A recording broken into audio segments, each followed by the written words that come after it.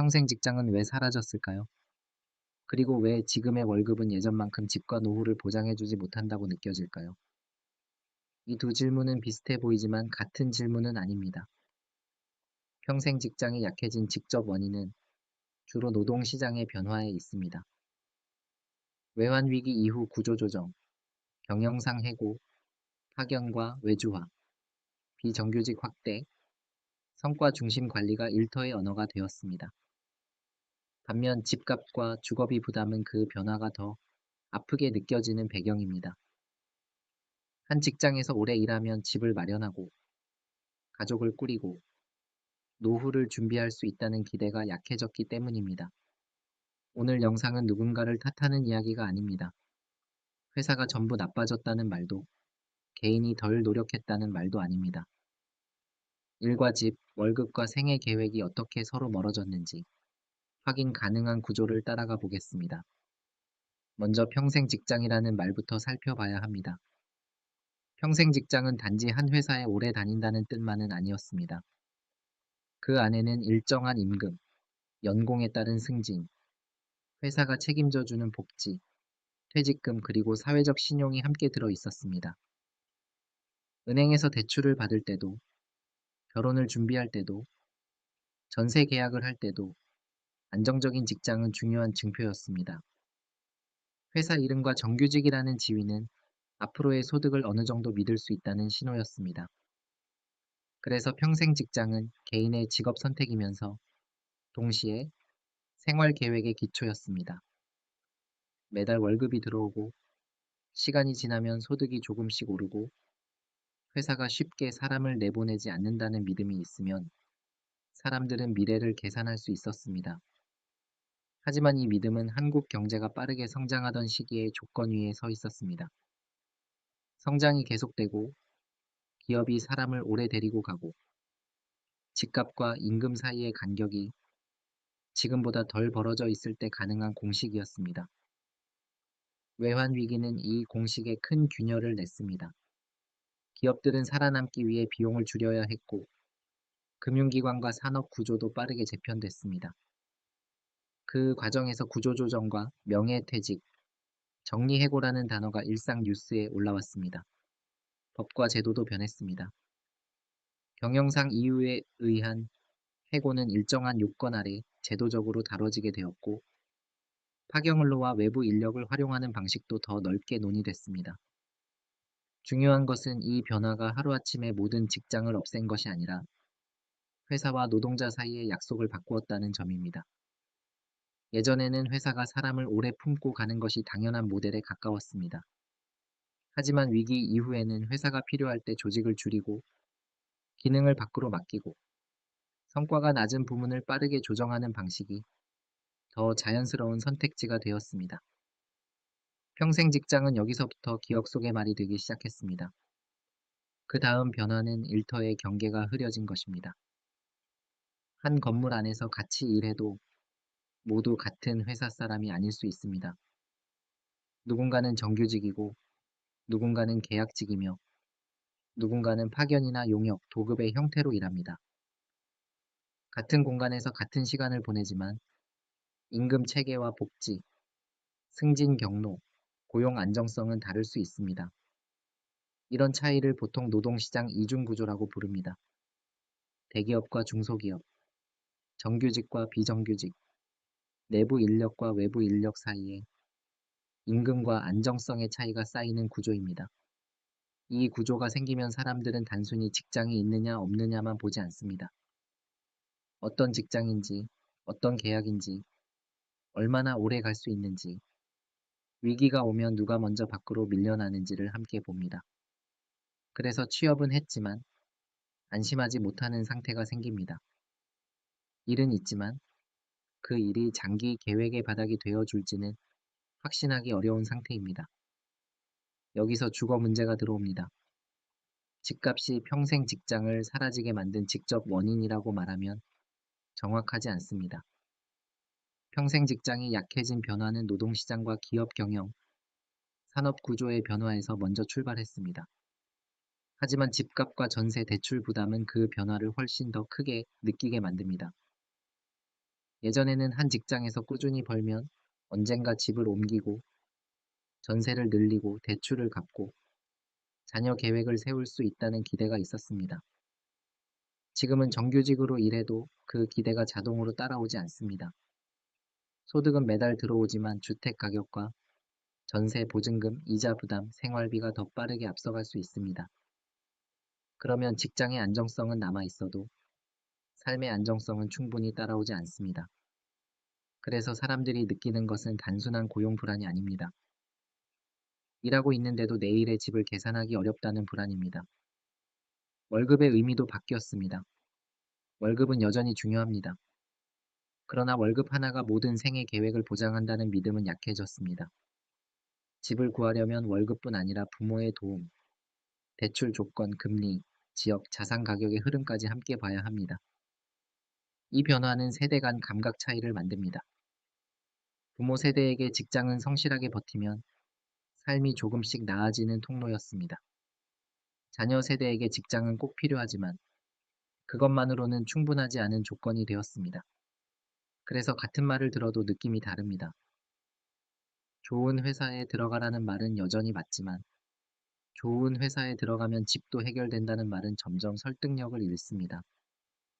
안정적인 소득과 안정적인 주거가 자동으로 연결되지 않기 때문입니다. 여기서 평생 직장의 상실은 단지 고용 형태의 변화가 아니라 삶을 예측하는 방식의 변화가 됩니다. 기업의 입장에서 보면 변화에는 이유가 있었습니다. 세계 경쟁은 치열해졌고, 산업은 빠르게 바뀌었고, 기술은 직무를 계속 바꾸었습니다. 회사가 모든 직무와 모든 인력을 장기간 품고 가기 어려워졌다는 설명도 현실의 일부입니다. 하지만 노동자의 입장에서 보면 같은 변화는 다른 얼굴로 다가옵니다.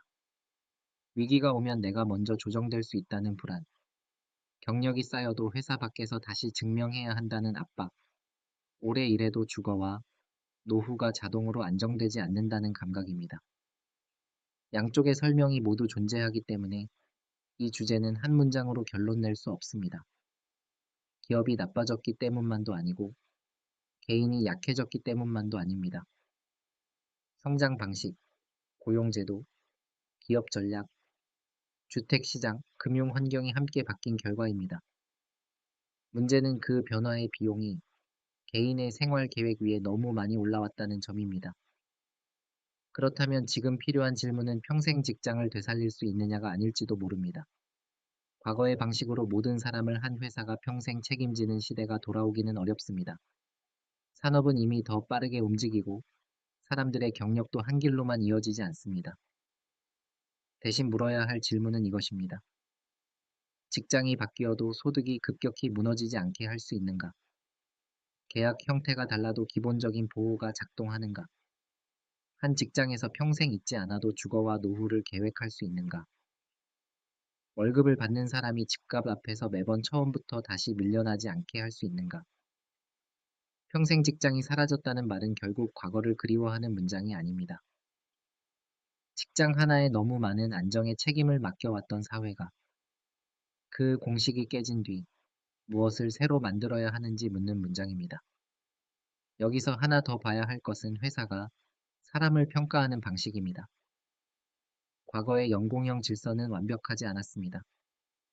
나이가 들고 근속 연수가 길어지면 임금이 오르는 구조는 젊은 노동자에게는 진입 장벽이 될 수 있었고 기업에는 장기 비용 부담이 될 수 있었습니다. 하지만 그 구조는 한 가지 기능을 했습니다. 시간이 지나면 생활이 조금씩 나아질 것이라는 예측 가능성을 주었습니다. 성과 중심 평가와 직무 중심 관리가 넓어지면 이 예측 가능성은 줄어듭니다. 좋은 성과를 낸 사람에게 더 보상하는 방식은 효율적으로 보일 수 있습니다. 그러나 노동자 입장에서는 매년 다시 증명해야 하는 시간이 늘어납니다. 경력이 쌓였다는 사실만으로 내 자리가 안전하다고 느끼기 어렵고 한 해의 실적과 조직 개편이 다음 해의 생활을 바꿀 수 있습니다. 이 변화는 특히 중년 이후에 불안을 키웁니다. 젊을 때는 이직과 전환이 가능하다고 생각할 수 있지만 가족의 생활비와 주거비, 교육비가 커지는 시기에는 직장의 흔들림이 곧 가정의 흔들림으로 이어집니다.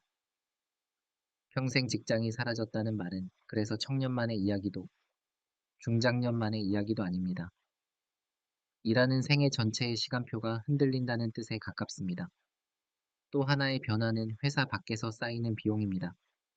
예전에도 집을 사는 일은 쉬운 일이 아니었습니다. 하지만 안정적인 직장과 장기 근속, 퇴직금, 전세제도, 상대적으로 낮은 진입 가격이 함께 있을 때는 시간이 자산으로 바뀔 수 있다는 기대가 있었습니다. 월급을 모으고 전세금을 키우고 조금 더 큰 집으로 옮기고 대출을 갚아가는 순서가 상상 가능했습니다. 지금은 그 순서가 더 자주 끊깁니다.